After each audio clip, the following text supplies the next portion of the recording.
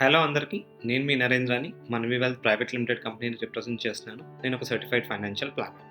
So, ఇవాల్టి వరకు మనం చాలా రకాల ఇన్స్యూరెన్స్ వీడియోస్ చేయటం జరిగింది. సో, దాంట్లో భాగంగానే ఇవాళ మరి ఒక ఇంట్రెస్టింగ్ కాన్సెప్ట్‌తో మీ ముందుకొస్తున్నానండి. సో, మనలో చాలామందికి ఇన్స్యూరెన్స్ ఎందుకు తీసుకోవాలి? ఎవరు తీసుకోవాలి? ఎప్పుడు తీసుకోవాలి? అని అవగాహన ఉండే ఉంటుంది. బట్ దాంట్లోనూ టర్మ్ ఇన్స్యూరెన్స్ అనే పదం కూడా మీరు వినుంటారు. సో, చాలామంది టర్మ్ ఇన్స్యూరెన్స్ మీద అపోహలు ఉండుండొచ్చు. లేకపోతే ఇన్స్యూరెన్స్ మీదనే సందేహాలు ఉండుండొచ్చు. సో, మీకు గనక ఏమైనా ఇన్స్యూరెన్స్ రిలేటెడ్ క్వెషన్స్ ఉంటే గనక మీరు కామెంట్ సెక్షన్‌లో మీ క్వెషన్‌ని పోస్ట్ చేస్తే మేము అడ్రెస్ చేయడానికి ట్రై చేస్తాం. సో, ఇవాల్టి వీడియో కాన్సెప్ట్ ఏంటి అంటే ఈ టర్మ్ ఇన్స్యూరెన్స్ కవరేజ్ అనేది ఎప్పుడు ఇంక్రీజ్ చేసుకోవాల్సి ఉంటుంది అనేది నేను చెప్తాను. సో, జనరల్‌గా దేర్ ఆర్ 4 ఇన్సిడెంట్స్ అండి ఆర్ 4 ఈవెంట్స్ ఎప్పుడు మనం టర్మ్ ఇన్స్యూరెన్స్ కవర్‌ని ఒకసారి మళ్ళీ చెక్ చేసుకోవాల్సి ఉంటుందంటే, ఒకటి మీరు సింగిల్‌గా ఉన్నప్పుడు ఇన్స్యూరెన్స్ పాలిసీ తీసుకొని మీరు మ్యారేజ్ చేసుకున్నట్టయితే గనక then you have to recheck your insurance coverage is the first event అనమాట. అండ్ రెండో ఈవెంట్ ఎలాంటి ఈవెంట్‌లో మళ్ళీ మీరు టర్మ్ ఇన్స్యూరెన్స్ కవరేజ్‌ని రీచెక్ చేసుకోవాల్సి ఉంటుంది అంటే, when you become a proud parent.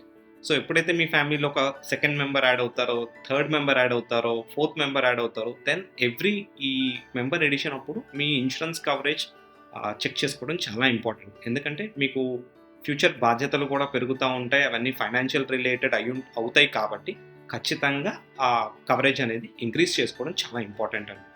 And మూడో ముఖ్యమైన ఈవెంట్ ఏంటి అంటే, ఎప్పుడైనా గనక మీరు హోమ్ లోన్‌కి వెళ్ళినా, లేకపోతే ఇతర ఏదైనా లోన్స్ గనక మీరు తీసుకోవడం జరిగినా, సో, ఆ టైంలో కూడా ఖచ్చితంగా ఇంకొకసారి మీ టర్మ్ ఇన్స్యూరెన్స్ కవరేజ్ సరిపోతుందా లేదా? లేకపోతే ఇంక్రీజ్ ఏమైనా చేయాలా? అనేది మీరు చూసుకోవాల్సి ఉంటుంది.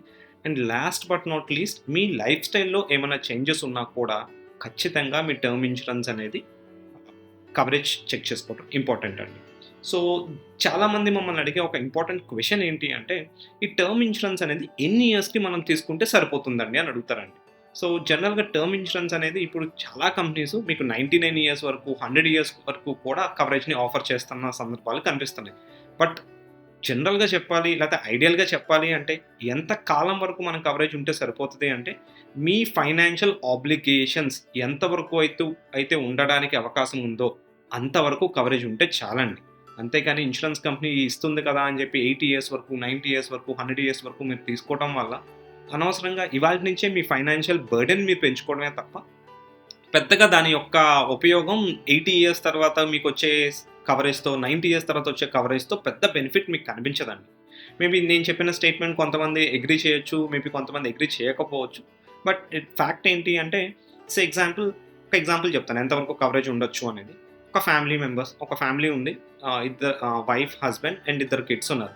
మీ సెకండ్ కిడ్ అంటే మీ యంగర్ కిడ్ సెటిల్ అవ్వడానికి లైఫ్‌లో ఎన్ని ఇయర్స్ అయితే పడుతుందో అంతవరకు మీకు కవరేజ్ ఉంటే సరిపోతుందండి. అన్ని ఇయర్స్ వరకు మీకు కవరేజ్ ఉంటే సరిపోతుంది. అంతకు మించి మీరు కవరేజ్ తీసుకున్నా కూడా పెద్దగా బెనిఫిట్ కన్నా మీకు ఇవాల్టి నుంచే మీ ఫైనాన్షియల్ బర్డెన్ పెరుగుతుంది. అండ్ దీంట్లో ఇంకొక ముఖ్యంగా వచ్చే క్వెషన్ ఏంటంటే, సార్ ఇక్కడ చాలా ప్రొడక్ట్స్ కనిపిస్తున్నాయి. అంటే చాలా ఆప్షన్స్ ఉన్న టర్మ్ ఇన్స్యూరెన్స్ పాలిసీలు కనిపిస్తున్నాయి.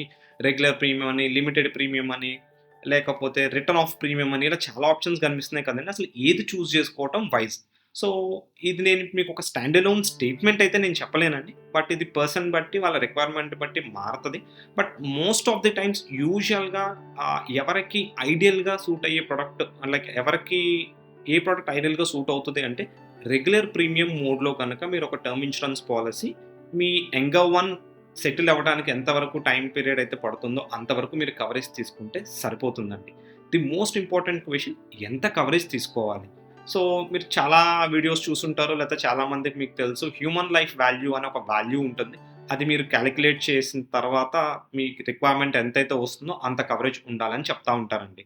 సో, ఇప్పుడు ఒక ఫ్యాషన్ ఏంటి అంటే most of them term insurance ఒక రూ. 1,00,00,000 తీసుకోవటం అండ్ నాకు టర్మ్ ఇన్స్యూరెన్స్ ఉంది అన్న ఆహ్, ఫీల్డ్‌లోకెళ్ళిపోతున్నారండి. 1,00,00,000 అనేది ఒకప్పుడు చాలా పెద్ద అమౌంట్ అండి.